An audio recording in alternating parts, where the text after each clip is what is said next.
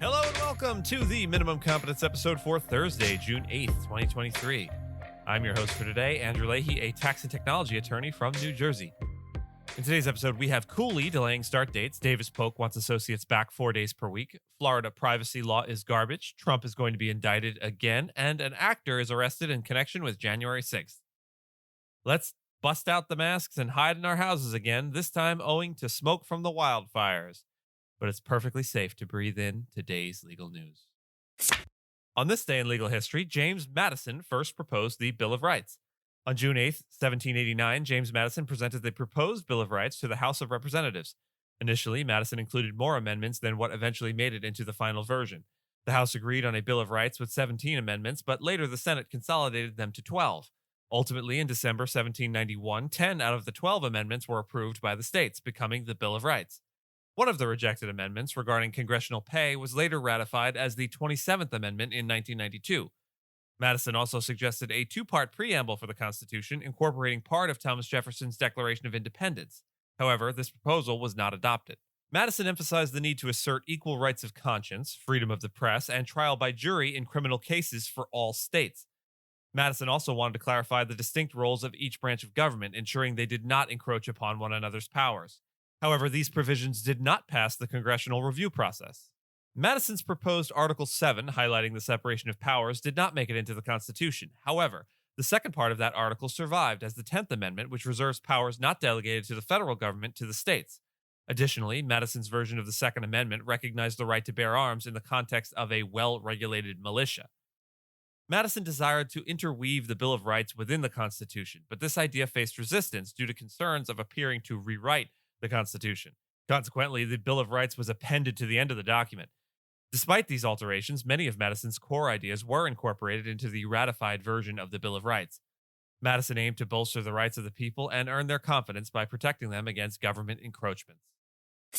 Cooley LLP, a Silicon Valley-based law firm, has asked some of its incoming first-year associates to delay their start dates for another year, offering them $100,000 in a stipend in return. The firm reached out to incoming corporate associates, providing them with three options. They can defer their start dates and receive a stipend, stick to their original January start dates in the corporate group, or switch to another practice area with more available work.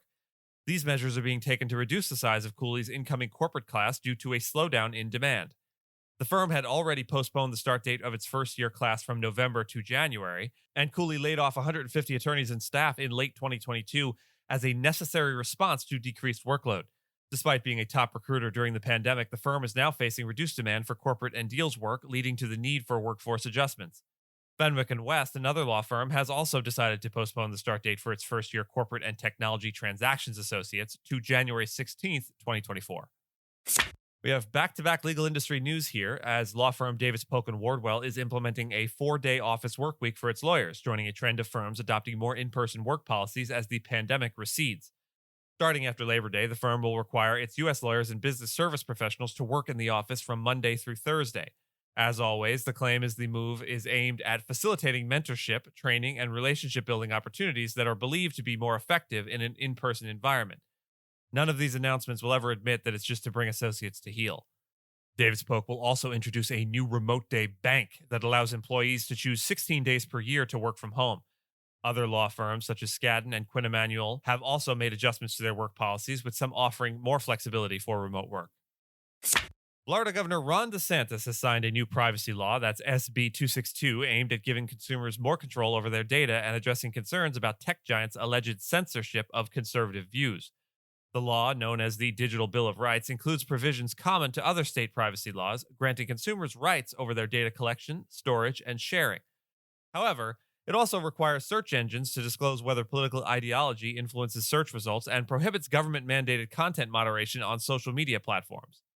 The law provides additional protections for children under 18 years of age.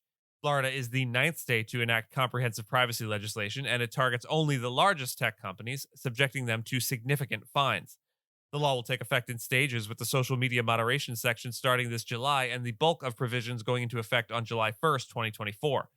Consumer advocacy group Consumer Reports has called for stronger measures in the law, citing limited applicability and potential loopholes that could leave personal information unprotected. The law applies to companies with more than $1 billion in gross annual revenue, or over half of their revenue coming from online ads. It also covers companies operating smart speakers and those running app stores with at least 250,000 available applications. Violations of the law could result in penalties exceeding the maximum fines imposed by other state privacy laws. The Attorney General will have sole enforcement power and can seek civil penalties of up to $50,000 per violation, which may be tripled under certain circumstances. Consumers will have the right to access, correct, and delete their data, as well as opt out of processing for targeted advertising and profiling purposes. Businesses will be required to reasonably secure consumer data and conduct assessments to evaluate data collection risks and benefits. The law also prohibits state and local government entities from requesting the removal of content or accounts on social media platforms based on unfair censorship concerns. Federal prosecutors have informed former U.S. President Donald Trump's attorneys that he is the target of an investigation into his handling of classified materials, according to a person familiar with the matter. The notification from the Justice Department does not necessarily mean Trump will be charged, but gives him an opportunity to present his own evidence before a grand jury. The news comes just days after Trump's attorneys met with Justice Department officials to discuss the case. Trump's legal team was notified on Monday, although the timing of such notifications does not indicate when charges might be brought. Trump, who is currently campaigning for the 2024 Republican presidential nomination, has dismissed the investigations as politically motivated. One federal grand jury is investigating Trump's retention of classified materials after leaving the White House, while another criminal investigation is focused on alleged efforts to overturn his 2020 election loss. In August 2022, investigators seized around 13,000 documents from Trump's Mar-a-Lago estate, some of which were marked as classified. Trump's legal troubles have expanded, including a civil lawsuit in which he was ordered to pay damages for sexual abuse and defamation, as well as a criminal investigation in Georgia related to his efforts to reverse the 2020 election results. A Hollywood actor is the latest January 6th rioter arrested, and I guess you can tell by the way I'm introducing this that you're not going to have heard of them.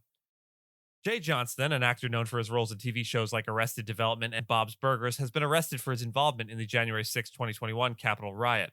Johnston is the latest individual to be charged in connection with the incident, which aimed to keep Donald Trump in the White House. He was charged with various offenses, including interfering with law enforcement officers, entering a restricted building, disorderly conduct, and impeding passage through Capitol grounds. Johnston surrendered to the FBI in Los Angeles, where he resides.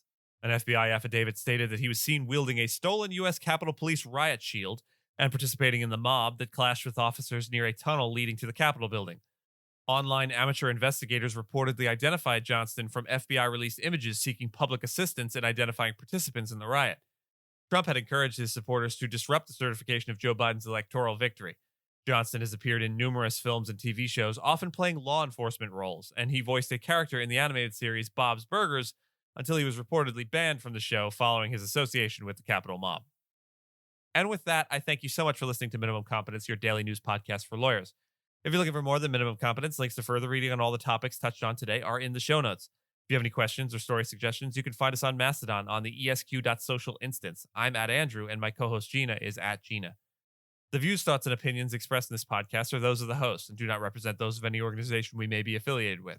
Nothing here should be construed as legal advice because it isn't legal advice.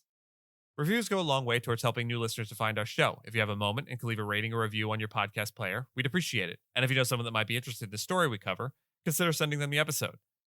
Minimum Competence is available at minimumcomp.com and wherever you get your finely crafted podcasts. We'll see you back here tomorrow, and until then, remember, raisins are nature's candy.